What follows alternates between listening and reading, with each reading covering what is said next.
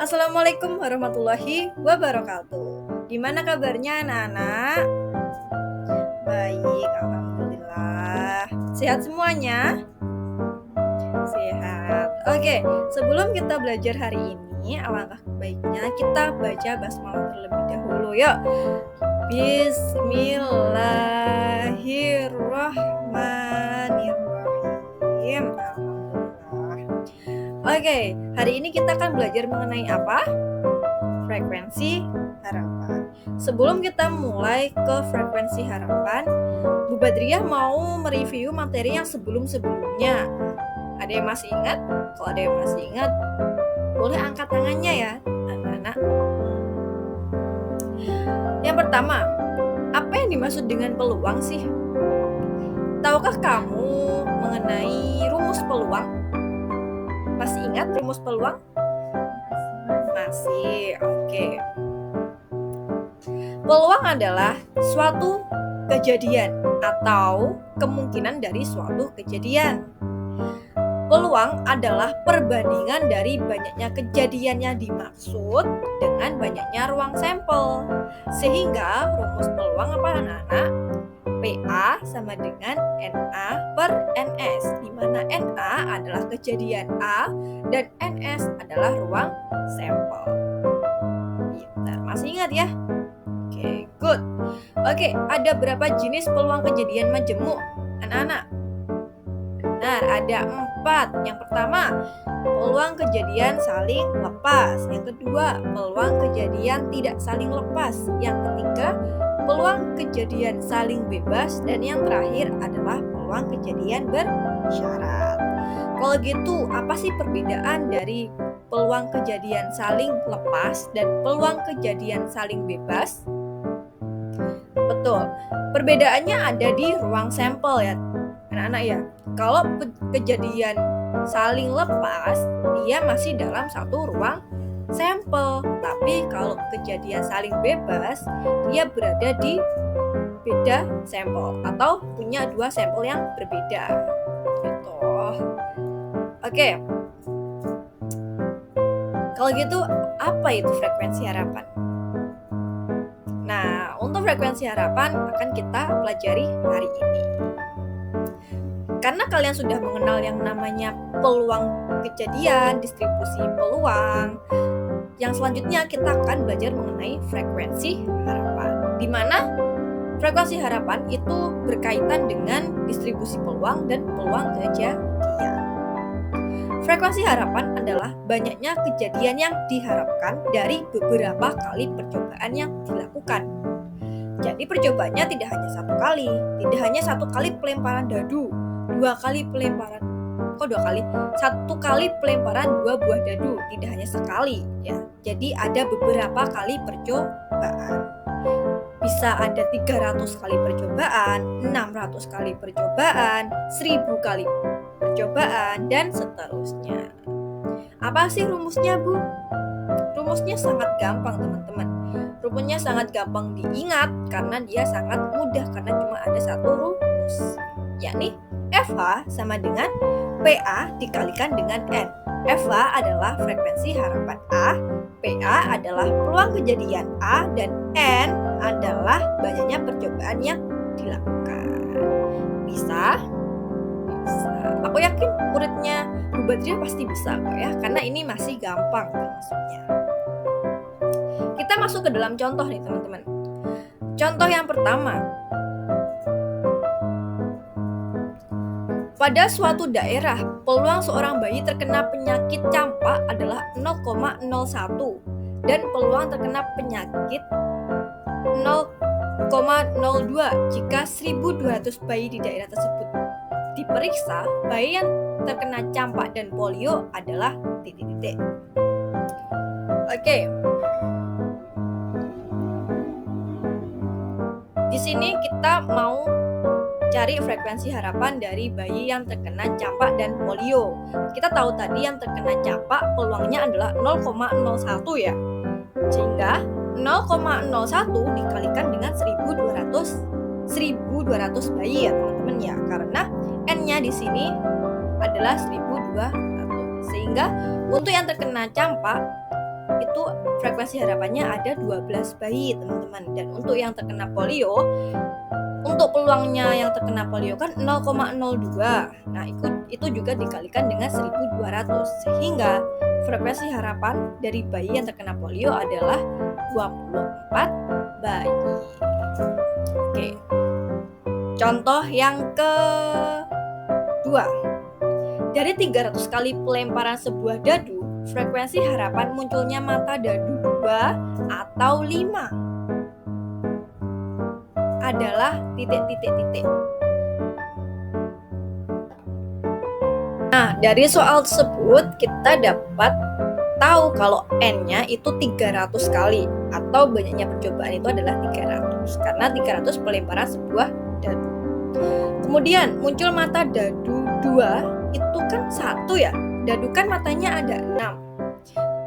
Peluang untuk memunculnya mata dadu 2 kan 1 ya teman-teman ya. Jadi peluang dari munculnya mata dadu 2 itu adalah 1/6.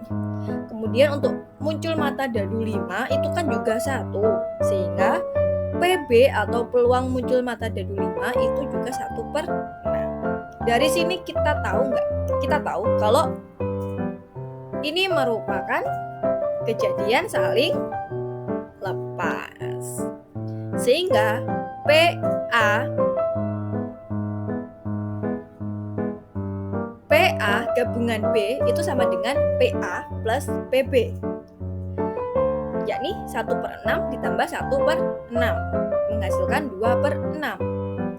Karena kita disuruh untuk mencari frekuensi harapan, maka frekuensi harapan diketahui dari 2/6 dikalikan dengan 6 dengan 300 menghasilkan 6 dibagi 30 berapa? 5. 50 dikali 2 100. Sehingga frekuensi harapannya adalah 100. Oke, untuk contoh yang ketiga. Tentukan frekuensi harapan munculnya paling sedikit 2 angka pada pelemparan 3 buah uang logam sebanyak 300 kali. Di sini N-nya juga 300. Terus uang logamnya ada berapa? Ada 3 ya teman-teman ya. Ada 3, terus yang diminta paling sedikit 2 angka.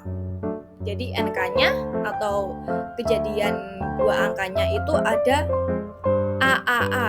Kok masuk Bu? Ya masuk, karena kan paling sedikit 2 angka. Jadi 3 angka boleh dimasukkan. Jadi ada AAA, AAG, AGA, GAA. Sehingga peluang dari K atau peluang dari peluang dari munculnya paling sedikit 2 angka pada pelemparan 3 buah logam itu adalah 4/8 atau 1/2. Karena kita disuruh mencari frekuensi harapan, 1/2 dikalikan dengan 300, sehingga frekuensi harapannya adalah 150. Bisa dipahami? Bisa. Oke. Mudah kan frekuensi harapan?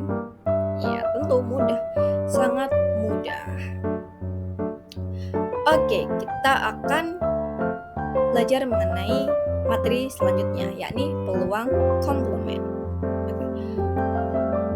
Kalau kalian sudah mengenal yang namanya distribusi peluang, kemudian peluang kejadian, ada lagi nih yang namanya peluang komplement. Apa itu peluang komplement? Peluang komplement suatu kejadian merupakan peluang suatu kejadian yang berlawanan dengan suatu kejadian yang ada. Misalkan, suatu kejadian merupakan himpunan dari semua kejadian yang bukan. Kalau kalian bingung dengan definisinya, kita masuk ke dalam contoh soal saja. Misal, di contoh soal ini, pada percobaan pelemparan 2 buah dadu bersama-sama, tentukan peluang muncul mata dadu yang jumlahnya bukan loh ya, bukan 12. Ya kan? Biasanya kita mencari peluang muncul mata dadu yang berjumlah 12. Nah, kalau kali ini di peluang komplement kita cari yang bukan 12. Itu salah satu contoh dari peluang komplement. Secara matematis, bentuk dari diagram Venn-nya itu seperti yang ada di PPT atau ada di video. Dimana untuk rumusnya dari peluang komplement itu adalah peluang dari A komplement sama dengan 1 dikurangi peluang A. Peluang A adalah peluang kejadian A. Nah, cara yang pertama kalian harus lakukan adalah kalian harus mencari peluang A terlebih dahulu. Kemudian kita masukkan ke dalam rumus, yakni 1 dikurangi dengan peluang kejadian A. Dari contoh soal yang tadi, kita tahu kejadian muncul mata dadu yang jumlahnya 12 itu kan hanya ada 1 ya teman-teman ya. Sehingga peluang kejadian muncul mata dadu 12 itu adalah 1/36 karena ruang sampelnya 36. Nah, berapa peluang muncul mata dadu yang jumlahnya bukan 12? Berarti kita menggunakan rumus peluang komplement, yakni 1 dikurangi dengan peluang kejadian A, di mana 1 dikurangi 1/36. Kita samakan penyebutnya menjadi 36/36 dikurangi 1/36 menghasilkan peluang komplement A atau peluang muncul mata dadu yang jumlahnya bukan 12 adalah 35/36. Oke, dari situ ada yang ditanyakan dulu. Nanti kalau ada yang ditanyakan boleh tulis di kolom komentar ya teman-teman ya. Oke, semoga bermanfaat untuk hari ini. Materi hari ini sudah selesai, untuk materi peluangnya juga sudah selesai. Semoga bermanfaat dan nanti untuk ujiannya kalian mendapatkan nilai yang memuaskan ya teman-teman ya. Oke. Sebelum kita mengakhiri pembelajaran hari ini atau video pembelajaran hari ini, kita berdoa dulu. Membacakan hamdalah bersama-sama. Alhamdulillahirabbil alamin. Oke, terima kasih. Sampai jumpa di video pembelajaran berikutnya. Salam dari saya Bu Badriah. Wassalamualaikum warahmatullahi wabarakatuh. See you.